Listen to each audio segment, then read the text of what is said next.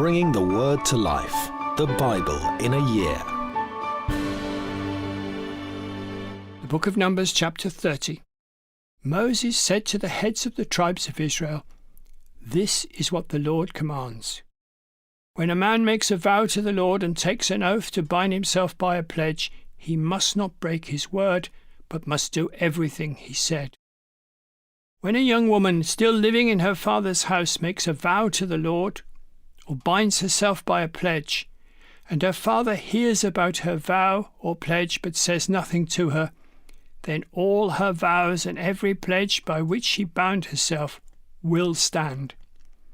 But if her father forbids her when he hears about it, none of her vows or the pledges by which she bound herself will stand. The Lord will release her because her father has forbidden her. If she marries after she makes a vow, and after her lips utter a rash promise by which she binds herself, and her husband hears about it but says nothing to her, then her vows or pledges by which she bound herself will stand. But if her husband forbids her when he hears about it, he nullifies the vow that binds her, or the rash promise by which she binds herself, and the Lord will release her. Any vow or obligation taken by a widow or divorced woman will be binding on her.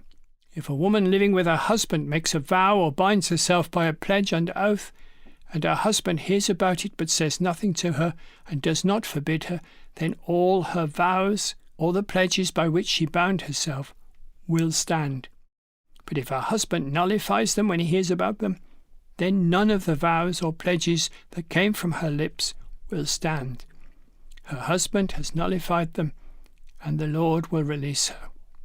Her husband may confirm or nullify any vow she makes, or any sworn pledge to deny herself. But if her husband says nothing to her about it from day to day, then he confirms all her vows or the pledges binding on her.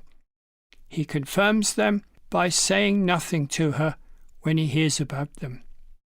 If, however, he nullifies them sometime after he hears about them, then he is responsible for her guilt. These are the regulations the Lord gave Moses concerning relationships between a man and his wife, and between a father and his young daughter still living in his house. John chapter 12. 6 days before the Passover, Jesus came to Bethany where Lazarus lived, whom Jesus had raised from the dead. Here a dinner was given in Jesus' honour. Martha served, while Lazarus was among those reclining at the table with him. Then Mary took a pint of pure nard, an expensive perfume. She poured it on Jesus' feet and wiped his feet with her hair, and the house was filled with the fragrance of the perfume.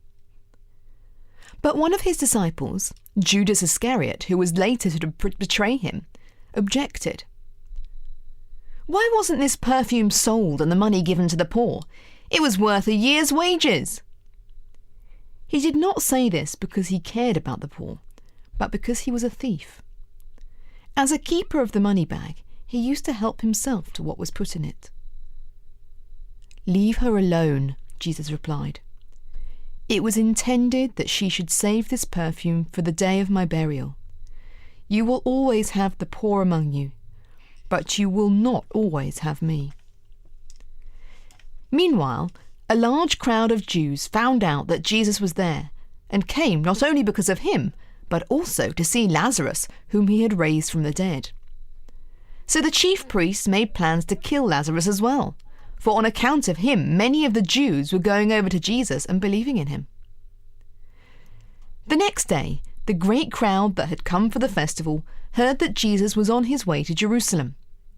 They took palm branches and went out to meet him, shouting, "Hosanna! Blessed is he who comes in the name of the Lord! Blessed is the King of Israel!" Jesus found a young donkey and sat on it. As it is written, "Do not be afraid, daughter Zion. See, your king is coming, seated on a donkey's colt." At first, his disciples did not understand all this. Only after Jesus was glorified did they realize that these things had been written about him and that these things had been done to him. Now the crowd that was with him when he called Lazarus from the tomb and raised him from the dead continued to spread the word. Many people, because they had heard that he had performed this sign, went out to meet him. So the Pharisees said to one another, "See, this is getting us nowhere. Look how the whole world has gone after him." Now there were some Greeks among those who went up to worship at the festival. They came to Philip, who was from Bethsaida in Galilee, with a request. "Sir," they said, "we would like to see Jesus." Philip went to tell Andrew. Andrew and Philip in turn told Jesus. Jesus replied, "The hour has come for the Son of Man to be glorified. Very truly I tell you, unless a kernel of wheat falls to the ground and dies, it remains only a single seed. But if it dies, it produces many seeds. Anyone who loves their life will lose it, while anyone who hates their life in this world will keep it for eternal life. Whoever serves me must follow me, and where I am, my servant also will be. My Father will honour the one who serves me. Now my soul is troubled, and what shall I say? Father, save me from this hour? No, it was for this very reason I came to this hour. Father, glorify your name." Then a voice came from heaven, "I have glorified it and will glorify it again." The crowd that was there heard it. They heard the thundering, and others said an angel had spoken to him. Jesus said, "This voice was for your benefit, not mine. Now is the time for judgment on this world. Now the prince of this world will be driven out, and I, when I am lifted up from the earth, will draw all people to myself." He said this to show the kind of death he was going to die. The crowd spoke up.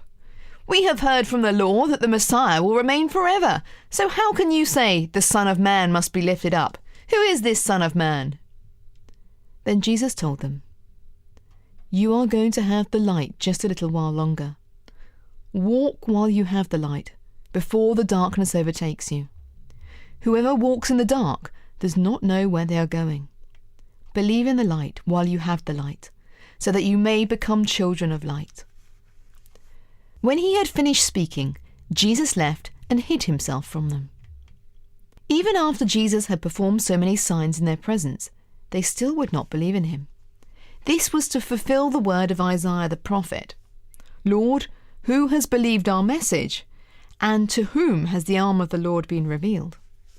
For this reason they could not believe, because as Isaiah says elsewhere, "He has blinded their eyes and hardened their hearts, so they can neither see with their eyes nor understand with their hearts, nor turn, and I would heal them."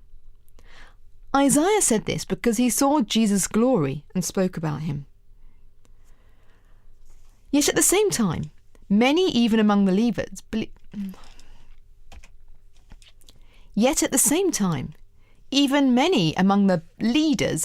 in him.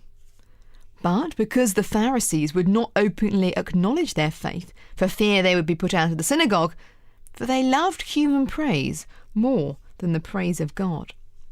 Then Jesus cried out, "Whoever believes in me does not believe in me only, but in the one who sent me.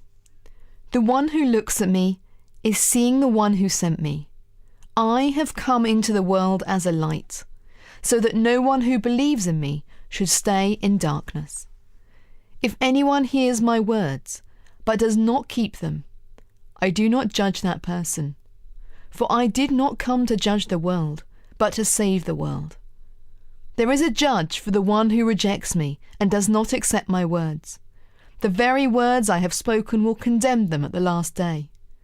For I did not speak on my own, but the Father who sent me commanded me to say all that I have spoken. I know that his command leads to eternal life. So whatever I say is just, whatever the Father has told me to say." For more resources to help you bring the word to life, go to premier.org.uk/Bible.